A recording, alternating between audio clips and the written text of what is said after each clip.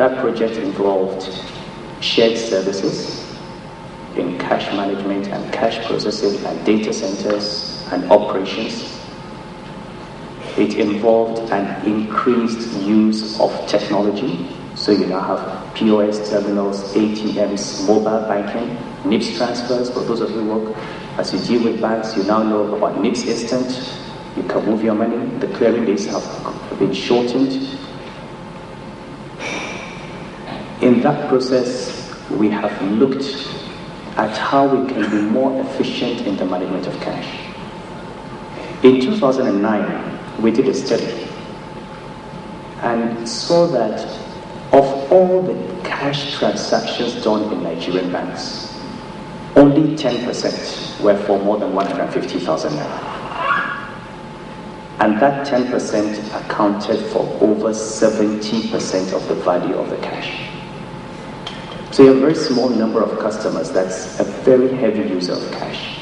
And we spend a lot of money printing paper for them.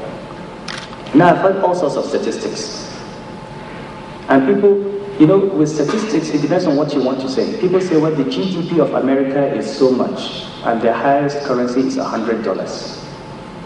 So our GDP is so much, therefore our currency should not be 5,000. I'll give you another statistic. In the 1970s, when the 20 naira was introduced, 20 naira was the equivalent of $30.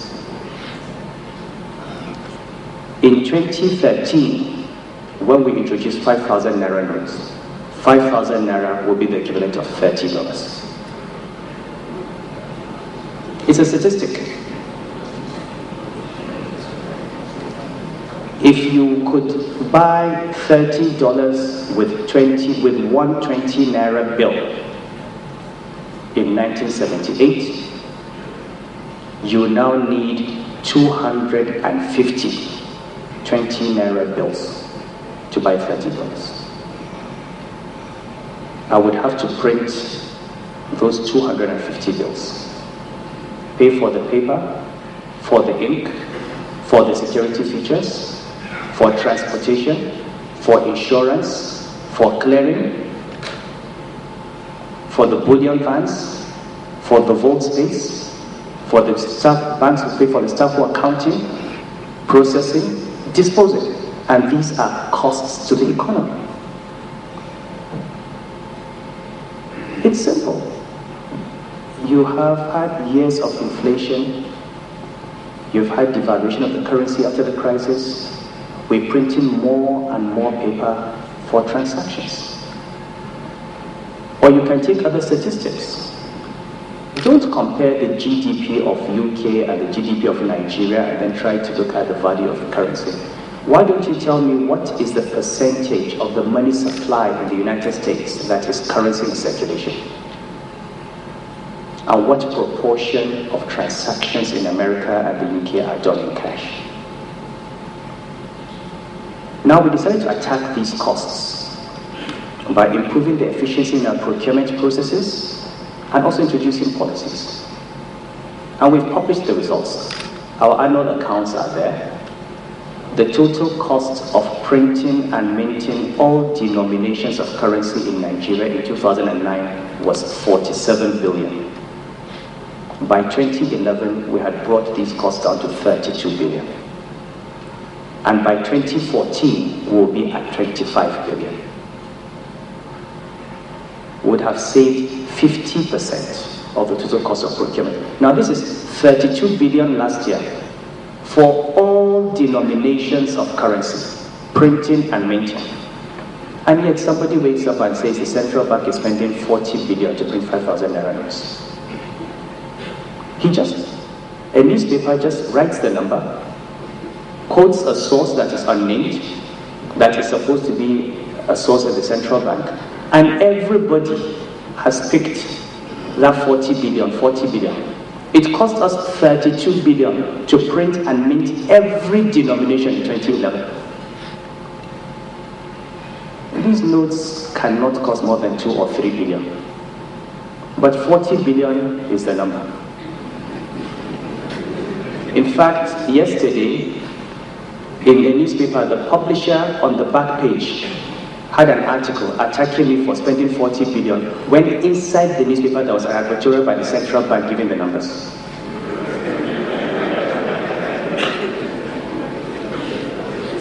You know, it's an interesting country. You know, my uncle, or my father, the former head of state, General Obasanjo. You know, I like Obasanjo. He's a very successful farmer, but he's a very bad economist.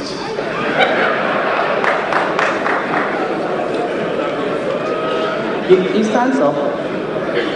He stands up, and you know, he loves me. And he stands up and says that this higher denomination notes will cause inflation and impose hardship. I said, General Obasanjo did 20 naira.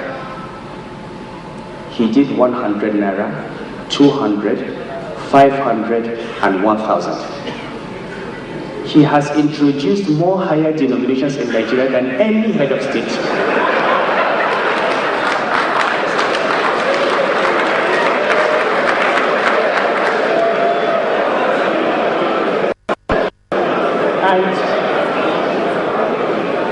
And you see,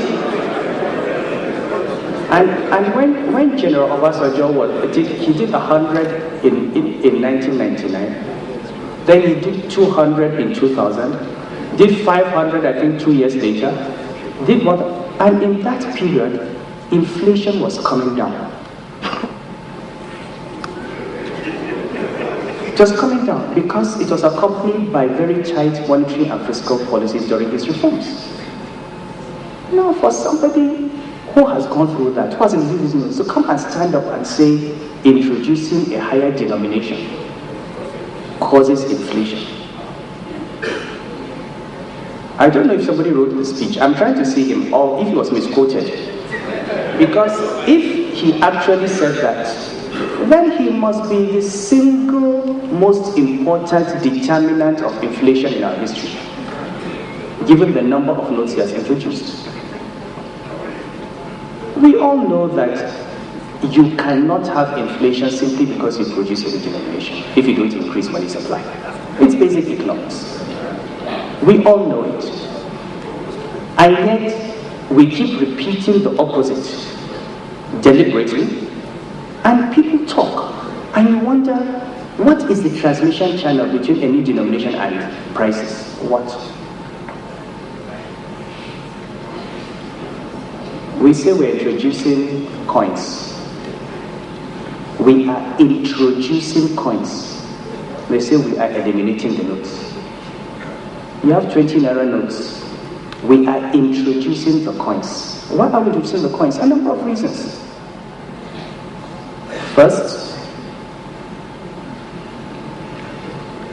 logical, again, as part of our cost management, the 5 naira, 10 naira, 20 naira notes have a very high frequency, and we have to replace them every 3 months. The coins last longer. Second, we are working on a hypothesis that the reason Nigerians did not accept the 1 naira, 2 naira coins is because they couldn't buy anything with them. And maybe if you give them coins that have value, that have value as a medium of exchange, they would accept them.